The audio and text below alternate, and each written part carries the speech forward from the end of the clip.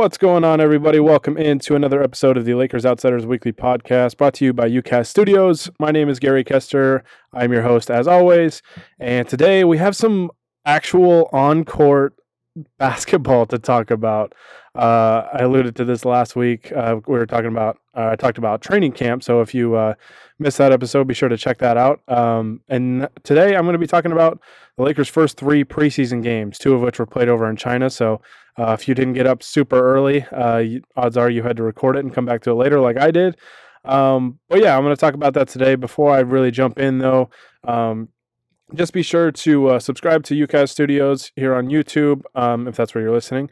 That's where you're going to want to subscribe, like the videos, comment. If you have any questions, I'll be doing mailbag podcasts at least once a month. So if you leave your questions in a YouTube comment, I will be sure to include those in the next mailbag pod. You can also tweet them at me at Gary Kester. That's GaryKester. Or you can tweet them at Lakers Outsiders as well. So yeah, be sure to subscribe to UCast Studios and Lakers Outsiders on YouTube and on all the major podcast platforms, YouTube, iTunes, Podbean, Spotify, all of those. So yeah, the Lakers have some preseason games under their belt. They're 3 games in now, and I'm going to start with some concerns, and I'm going to finish with some positives. It's usually how I like to do these things. I guess I'll start with a positive just by saying I'm excited. I'm really excited that Lakers basketball is finally back. We've got some actual game action to watch. I don't know how much of the Lakers playbook is being really unveiled. I mean, you see it a lot in the NFL. Teams are very vanilla, and their play calling in the preseason is not to show much. I don't know if the NBA is exactly the same thing, just because the NBA, I mean, it's just constant action, so I would assume there's some things they don't want to show, but yeah, well, it's going to take some time. It's going to take some time for the Lakers, especially with this many new faces, and not only just new faces, but new faces that look to be pretty significant players in their rotation. So that's going to take some time. There's going to be some growing pains there. The Lakers won their first preseason game. I'll start, I guess, with that one before I jump into the 2 preseason games, and then I'll go into my concerns and then my my positive takeaways from the games. First game was really exciting. Obviously, I mean, the Lakers jumped all over Golden State and really kind of opened that new arena off on the wrong foot for the Warriors, even though it is just a preseason game. But the Lakers jumped out to a big lead. I think it was 11-0. LeBron, Anthony Davis. I mean, the big guns for the Lakers looked fantastic. That starting lineup looked really, really good. And it seemed like when the two teams had their starters out there and had their big guns out there, the Lakers were clearly the better team.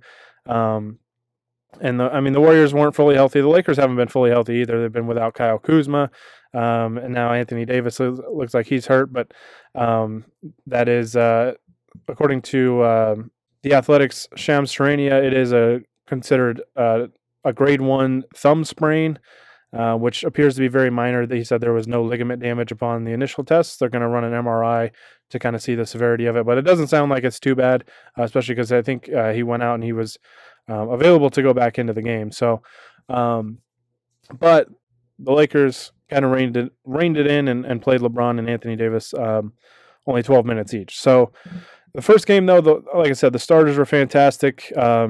I thought Avery Bradley played pretty well in that game on the defensive end. I thought he did a nice job pressuring Steph Curry, picking him up full court and making things a little difficult for him, and made Steph work for some things, even though Steph ended up having a very good first half, and then I don't think he played in the second half, as the Lakers and Warriors both kind of called off the dogs at that point. You saw about one half of maybe a normal type of game, and the Lakers clearly looked like the better team. Davis and McGee, I thought, gelled really well. LeBron looked like LeBron. Danny Green, I mean, he had a number of open looks, hit a few of them, missed a couple, but really taking advantage of those corner threes, which was really nice to see, because that's a very efficient shot, especially for an excellent 3-point shooter like Danny Green. So Alex Caruso, I thought, looked really good. Rondo, it's been up and down preseason. I'll talk about him and my concerns a little bit. The second and third games, I don't know how much stock I want to put into them. It's kind of Weird environment being over in China, huge time difference. I don't know if that's playing a role at all. I don't like that the NBA has the Lakers scheduled to play on Monday after playing an early Saturday game in China. I mean, that's a lot of travel to come back and then play a game right away. So I think you'll probably see that Monday game be probably a lot of the guys near the end of the bench. I think you'll see the second unit get a lot of minutes, and I wouldn't be surprised if starters don't really play much at all. Um, yeah, the second and third games. I mean, the Lakers didn't look as good. I thought the starters looked okay in the third game to start out, all things considered. The offense just didn't look good really at all. The I mean, even Alex Caruso, who is normally a pretty solid player, and you guys know how big of a fan I am of him. I mean, he shot terribly in the game and was really kind of forcing things, trying to go to the basket, and ended the game. What did he shoot? 1 of 13. So not good at all. Lakers missed a lot of threes in the game. Just wasn't a great showing for them. But it's going to happen. I mean, it's preseason. Your two best players played a quarter basically, and it is what it is. I mean, and the Nets could be, a pretty good team this year. I think they're extremely well coached.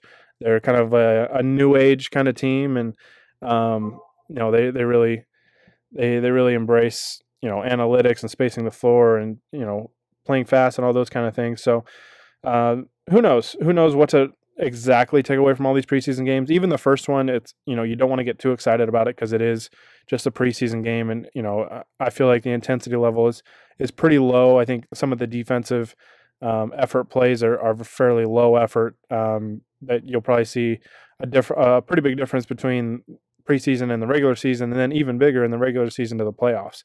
So it's exciting. It's tough to not get too excited after that first game.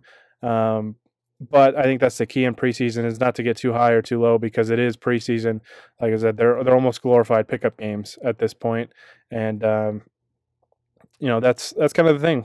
That's kind of the thing with preseason games. So, all right, let's talk about my concerns so far. Again, these are preseason games, so don't read too much into them. I'm not trying to be like the sky is falling or anything like that. Just kind of some observations. The first one, the first concern I have is Rajon Rondo, and I know a lot of you guys are Rondo fans, because don't get me wrong, Rondo used to be very, very good basketball player, a very good point guard. But it seems like as the NBA has kind of adapted and changed into this floor spacing model, where teams want shooters on the court, pretty much at all positions, and they want to space the floor and give guys room to operate and make the defense cover a lot of ground, which is very smart. With Rondo out there, that really limits what the Lakers can do. Rondo can still pass the ball. I think his passing isn't as good as it used to be, and I think sometimes the ball sticks in his hands a little too long. But man, just watch him when he's on the court, even with some four other starters basically. He's just a floor spacing killer. I mean, even when he's got the ball, there was one play in the Golden State game where I think Rondo actually made the three, but he's on the left wing, and the Lakers get a switch. The Lakers get a switch and have a smaller guy on Anthony Davis, and he's trying to post him up. But Draymond Green, who is guarding Rondo, like, Rondo has the basketball, and Draymond Green goes and basically just doubles Anthony Davis and doesn't even guard Rondo. Like, he's just trying to prevent that post entry pass to get it into the mismatch. And that's exactly the problem with Rondo, is that nobody, I think even if he shot 40% from three this year, he'd have to do it on like a catch and shoot kind of basis. It couldn't be one of those things where he just kills ball movement and dribbles and dribbles and dribbles and then shoots. It's got to be one of those things where he gets it within the flow of the offense, catch and shoot opportunities, spot up opportunities, whatever. And he shoots at a high efficiency rate on a high volume. It's got to be kind of all those things, I think, before teams are going to start to change how they guard him. And there's years of evidence that Rondo isn't a quality 3-point shooter. Even the threes that he takes and he makes, almost are bad shots, because the Lakers are still kind of playing 4-on-5. Obviously, we want him to make those threes, but with him out there, the Lakers in some instances are playing 4-on-5 on offense because whoever's playing Rondo just plays in center field and just kind of roams around and really kind of messes up the spacing and kind of clog the middle really, and kind of help on dribble penetration and things like that. So especially if the Lakers want to play big with Anthony Davis and then JaVale McGee or Dwight Howard, that can really I can throw a wrench in their plans, really, with Rondo out there because you're already having two bigs out there. Of course, Davis can shoot the ball from mid range and probably from the perimeter.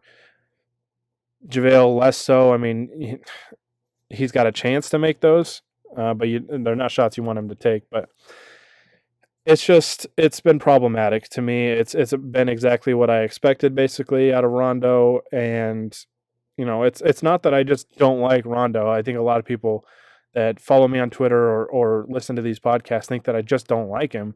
And that's not true. I want all these guys to play their best basketball and do whatever they can to help the Lakers win. But it's just Rondo just kills so much floor spacing and defensively. I mean, he just isn't the player that he used to be. The effort on the defensive end, he dies on screens so much. Whereas, some of these other guys are at least trying to fight over. And I don't know. I just don't see it with Rondo. I hope it gets better. I know he's a guy that LeBron and Anthony Davis seem to like, but man, just the on-court play doesn't really warrant the minutes, I guess, that I'm seeing. And he seems to get a lot of minutes to me, even though Caruso played terrible today, Saturday, the day I'm recording this. I would still be more comfortable with him getting more minutes than Rondo. Just my 2 cents on it, but Rondo to me has been a pretty big concern so far for the reasons that I laid out. Defensively, he has to get better. He has to try harder. And offensively, just I have serious concerns about floor spacing when he's out there.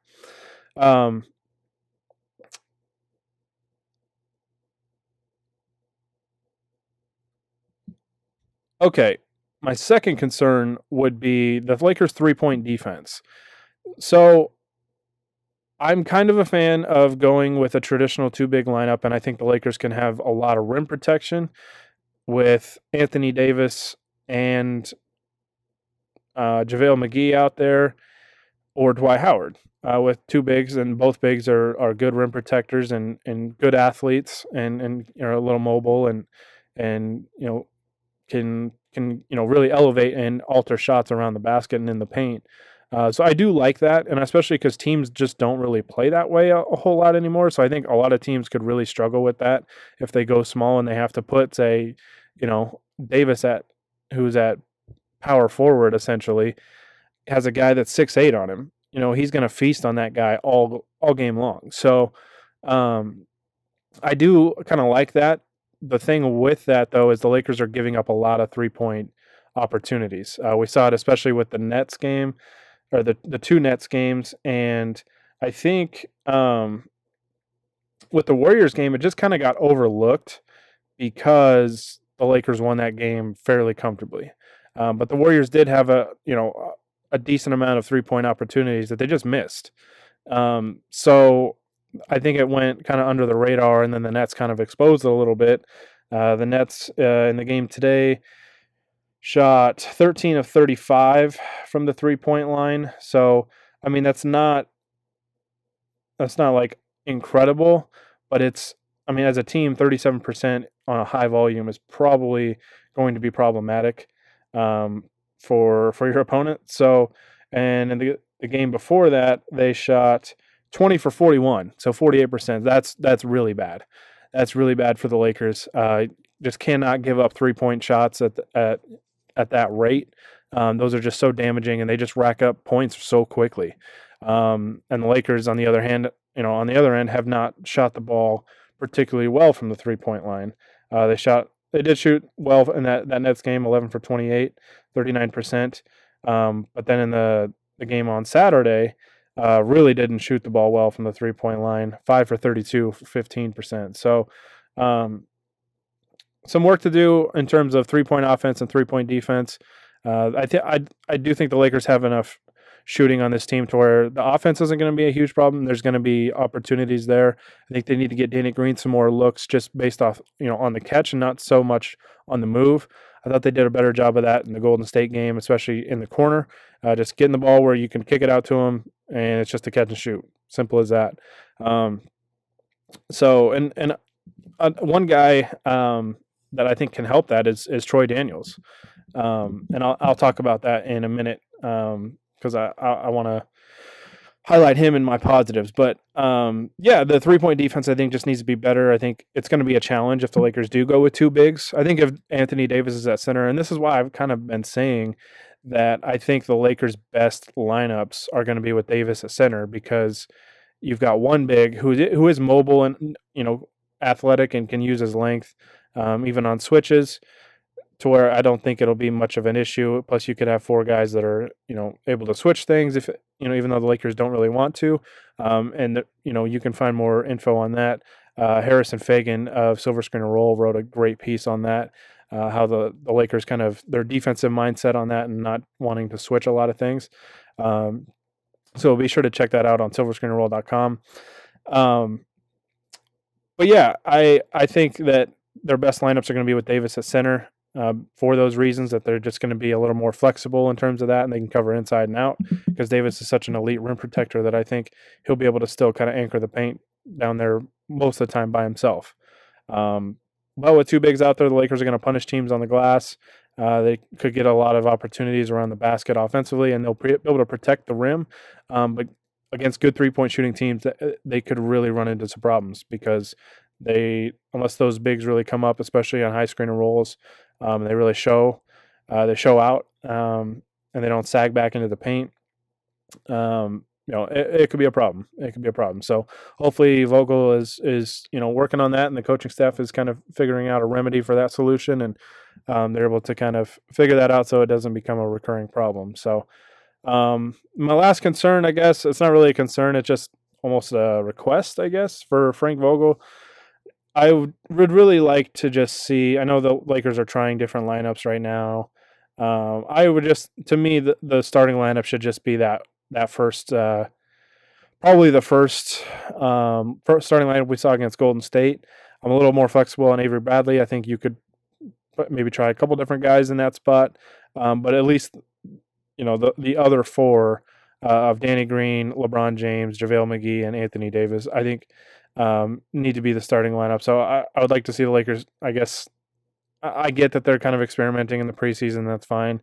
But to me, I mean, it's pretty clear and obvious what their starting lineup should be. So let's get those guys minutes together and just allow them to build chemistry and kind of, get things going together and really just keep building and building towards the regular season. And like I said, build that chemistry up so that they can be at their best when the games start to count. So that's it for my concerns. What if you have concerns, let me know in the comments. I want to hear them. So drop those in the YouTube comments and let me know what concerns you have so far in the preseason. I want to see if we've got any overreactions or everything's fine because it's just preseason. I'm kind of somewhere in the middle. I'm not overreacting really to anything, I guess. But I do, you do want to kind of eliminate bad habits early and not make them a trend. So, all right. So my positives so far, I guess for the first one, I'll just start with the first game. That starting lineup looked really, really good. They looked really good defensively. Again, gave up a couple open threes. I think that they need to work on, but overall, I mean, just punished Golden State on the glass. They were physical, executed really well offensively, and really like that starting lineup. I think the starting lineup is going to be pretty good, and I think you could substitute.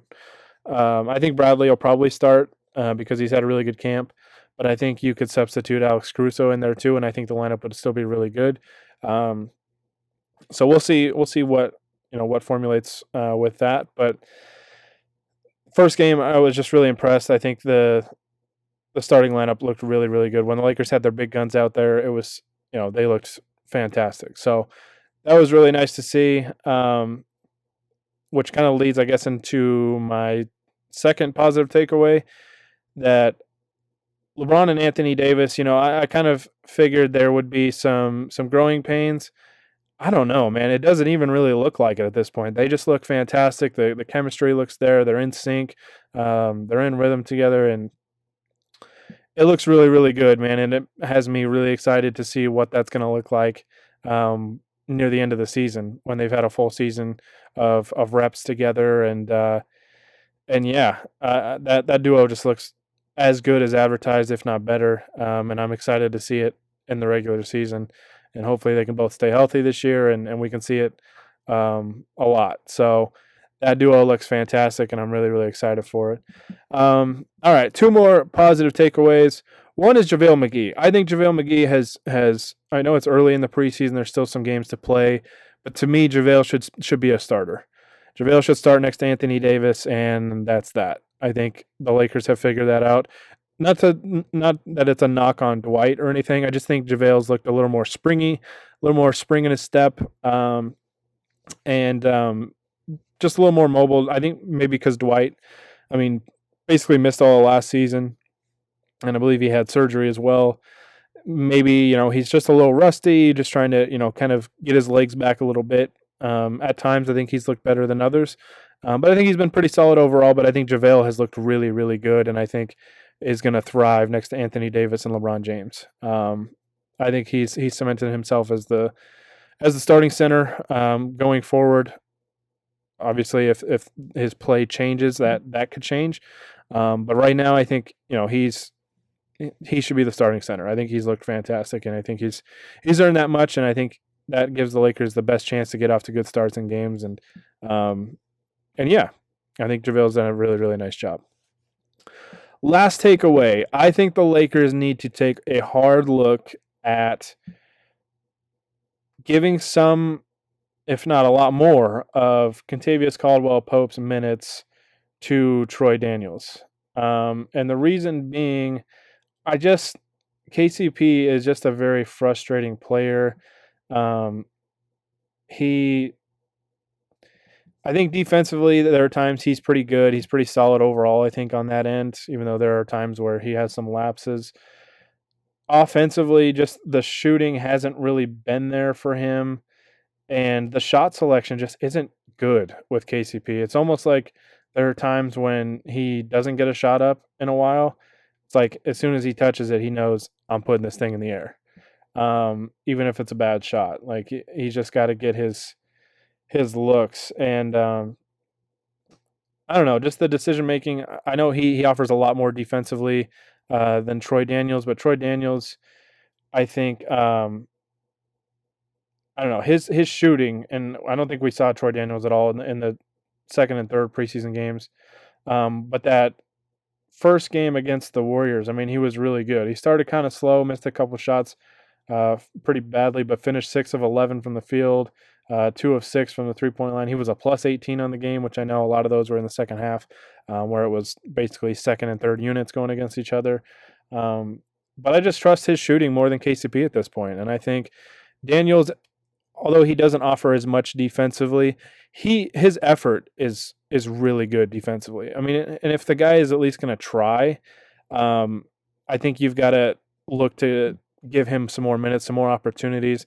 And if he hits shots, and especially if he's playing, let's say the Lakers have staggered lineups and he's out there with one of Davis and LeBron James or both, he's going to get wide open looks. He's going to get some wide open looks, and I trust that he'll be able to knock them down. So, yeah, I would take a look. It's, maybe that's my one big overreaction, but I would take a look at Troy Daniels. I know he's undersized and defensively doesn't offer nearly as much as KCP, but at least on offense, the shot selection is going to be better, and I trust that he's going to just make more shots when they're presented to him than KCP at this point. KCP is just when KCP's hot, he's hot, and when he's not, he's not. He's just so up and down. So up and down. The ups are, I think, really good, but the downs are really bad. So I would like to just see Daniels get some more opportunities just to kind of see how he handles that. And if he continues to make shots and space the floor really well and and just fill his role of, being that guy that can hit open shots when they're presented to him and just plays hard on defense. I think you got to take a look at getting him some more minutes. So, all right, those are my takeaways from the Lakers' first 3 preseason games. Let me know what you think in the comments, your takeaways, questions, concerns you have. Let me know. Let me know. Leave them in YouTube comment. Again, like this video. Please like this video, and please subscribe to UCast Studios, and subscribe to Lakers Outsiders as well on YouTube and all the major podcast platforms. We've got something cooking over at Lakers Outsiders, so be sure to subscribe to the YouTube page because it'll be coming on that. I'm excited to kind of launch what the guys have been working on, and I'm excited for you guys to see it. So, that's going to do it for this time. Thank you guys so much for listening. I apologize for this coming out late, but like I said, wanted to get all those preseason games in there so this wasn't too outdated. Hopefully, we'll have this up before the Monday preseason game, even though I have a feeling that's going to be a lot of second and third unit players playing, coming off of the long trip to China and playing so quickly after that. But yeah, that's going to do it. Again, thank you guys for listening.